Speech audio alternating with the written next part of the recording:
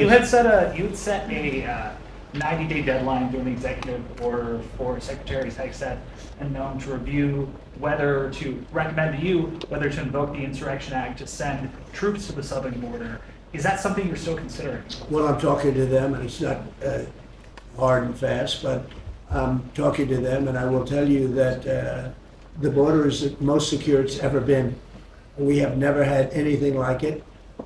And when you said, Christy, before, it's 99.999, and I guess that means one person maybe, or two people. It's actually turned out to be 3 people came across the border versus hundreds of thousands of people under Biden. And we're talking about people coming, look, people, they have souls, they have hearts, many of them are good, but we have a country that's under siege. We have a country that really is I think it's under attack. In many ways, worse than under attack, because there are no uniforms. You don't know who the attacker is, so you really don't. It's not like you're fighting an army. You're fighting people, you don't even know who they are. But 11,888 murderers, many of them murdered far more than one person, are roaming. Now, some of them have already been caught. A lot of them have already been caught and taken out. But we're being impeded by judges from doing our job. And hopefully that situation's going to be solved, because I think nobody wants to have murderers and people from jail, and I mean for serious, serious crime. I remember the Biden people used to say, no, these are aliens that came into our country and they don't commit crime. I said, they don't commit crime, they commit worse crime. They make our criminals. Some of these people that they've allowed in through open border policies, the dumbest thing I've ever seen. You can look at some of these people and you say, this is not going to end well. But the people that they've allowed into our country are making our criminals look like the nicest people on earth. I will tell you, these are serious criminals. These are violent criminals. These are people that would kill you and wouldn't lose an ounce of sleep, and they wake up the next morning and they don't even remember it.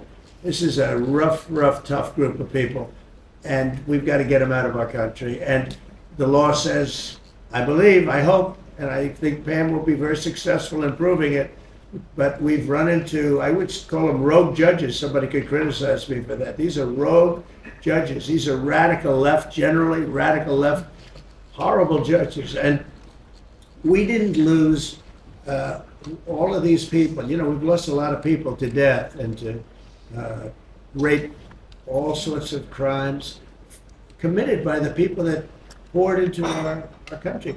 And they came in totally unimpeded. Just come on in. And you see it every night. You'd see thousands and tens of thousands of people pouring into our country. We have no idea who they are.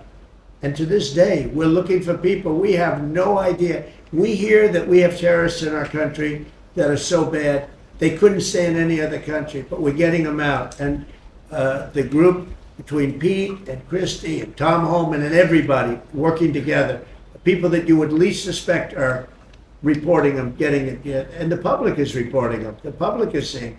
The public is calling and they're saying, you know, I live in a house and next to me moved in a group of people and they are very violent, and would go and would find out and would say, yeah, you're right, they were really violent, and we have information on most of them. So I just think it's incredible what's taken place.